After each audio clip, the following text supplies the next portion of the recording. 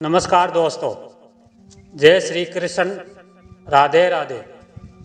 प्रिय दर्शकों, जो औरतें कपड़े खोल कर नहाती हैं उसके जीवन में इसका क्या असर पड़ता है। मित्रों, इस वीडियो में एक कहानी के जरिए आपको बताया जाएगा। साथ ही यह वीडियो आपको बहुत अच्छी जानकारी और सीख दे करके जाएगी। तो चलिए मित्रों, आपका कीमती समय बर्बाद ना करते हुए अब सीधे कहानी पर ही पहुंचते हैं। मित्रों, एक समय विष्णु भगवान लक्ष्मी माता के साथ हरिद्वार में घूम रहे थे। लक्ष्मी माता ने देखा कि समस्त मनुष्य गंगा में नहा नहाकर हर हर गंगे कहते चले आ रहे हैं। प्रिय दर्शकों, अगर आप यह कहानी सुन रहे हैं तो पूरा सुनिएगा, क्योंकि आधा अधूरा ज्ञान कभी किसी के लिए सही नहीं होता। इसके अलावा हे माता लक्ष्मी जी, जो भी भक्त इस वीडियो को लाइक करें और चैनल को सब्सक्राइब करें, कमेंट में जय माता लक्ष्मी लिखें, उनके घर में धन की कभी कोई कमी न रहे, उनका घर हमेशा धन से भरा रहे।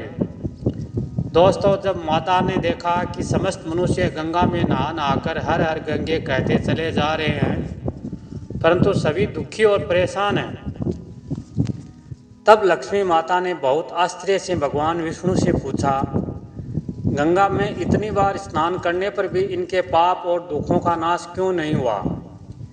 क्या गंगा में अब सत्यता नहीं रही?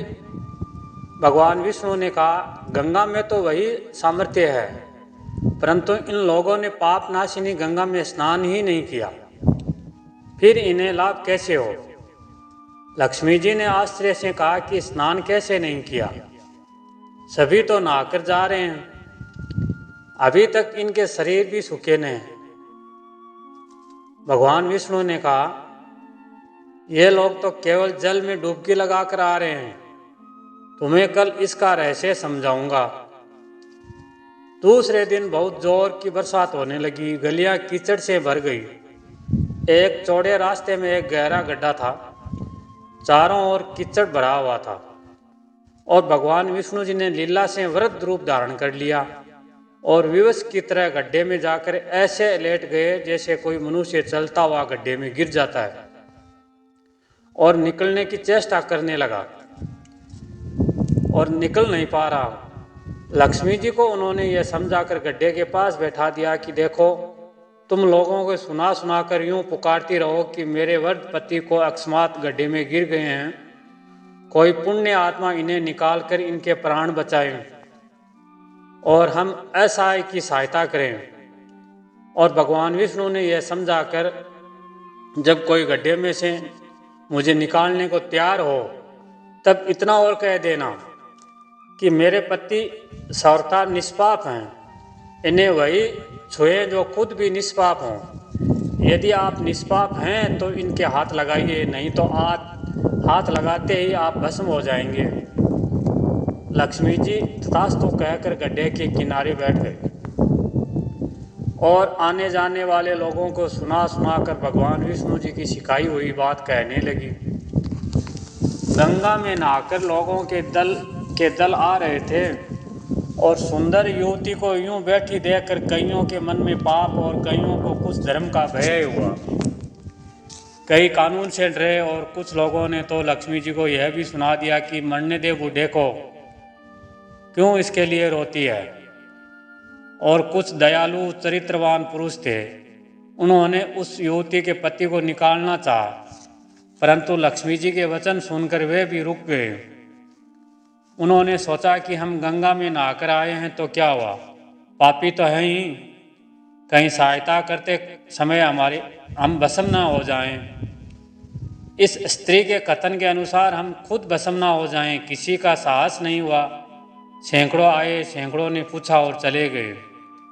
संध्या हो चली, तब भगवान विष्णु ने माता लक्ष्मी जी से कहा, देखा आया कोई सच्चे हृदय वाला। तब थोड़ी देर बाद एक जवान हाथ में लोटा लिए हर हर गंगे करता हुआ निकला। लक्ष्मी जी ने उसे भी वही बात कही। युवक का हृदय करुणा से भर आया, उसने भगवान विष्णु को निकालने की तैयारी की। लक्ष्मी जी ने रोक कर कहा कि यदि तुम सर्वथा निष्पाप नहीं होंगे तो मेरे पति को छूते ही जल जाओगे। उसने उसी समय बिना किसी संकोच के दृढ़ निश्चय के साथ लक्ष्मी जी से कहा, हे माता, मेरे निष्पाप होने में तुझे संदेह क्यों होता है? देखती नहीं, मैं अभी गंगा नहाकर आया हूँ। भला गंगा में गोता लगाने के बाद भी कभी पाप रहते हैं? मैं अभी तुम्हारे पति को निकालता हूँ। युवक ने लपक कर बूढ़े को ऊपर उठा लिया। भगवान विष्णु और लक्ष्मी जी ने उसे अधिकारी समझकर अपना असली स्वरूप प्रकट कर उसे दर्शन देकर कृतार्थ किया। भगवान विष्णु जी ने माता लक्ष्मी जी से कहा कि इतने सारे लोगों में से एक ही ने गंगा में स्नान किया है।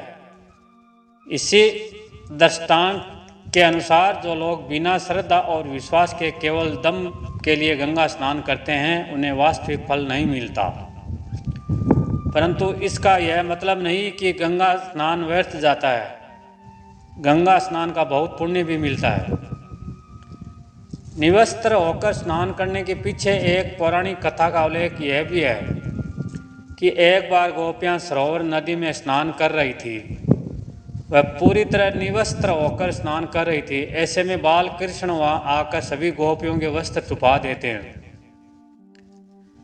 इसके बाद जब गोपियां बाहर आती हैं तो वे श्री कृष्ण से कपड़े वापस करने से विनती करती है। तभी बाल कृष्ण ने समझाया कि महिलाओं को कभी भी निवस्त्र नहीं नहाना चाहिए। इससे जल के देवता का अपमान होता है। गरुड़ पुराण में भी के अनुसार कि माने तो नहाते समय शरीर पर कम से कम एक कपड़ा तो जरूरी होना चाहिए। निवस्त्र होकर नहाने से आपको पितृदोष लग सकता है। कहा जाता है कि जब स्नान करते हैं तो आपके पितृ यानी आपके पूर्वज आपके आसपास होते हैं। शरीर से गिरने वाले जल को वो ग्रहण करते हैं, जिससे उनकी तृप्ति होती है।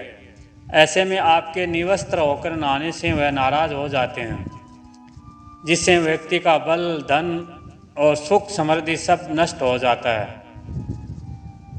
निवस्त्र होकर नहाने से माता लक्ष्मी जी नाराज हो जाती है। शास्त्रों में ऐसी मान्यता है कि यदि कोई स्त्री या पुरुष निवस्त्र स्नान करता है तो माता लक्ष्मी जी रूठ जाती हैं। इससे कुंडली में धन हानि का योग बन जाता है और आर्थिक स्थिति बहुत खराब होने लगती है। इन्हीं क्रम की वजह से आपको निवस्त्र स्नान नहीं करने की सलाह दी जाती है और शास्त्रों में इस बात की मनाही है। दोस्तों, हमारे द्वारा ये जानकारी आपको कैसे लगी?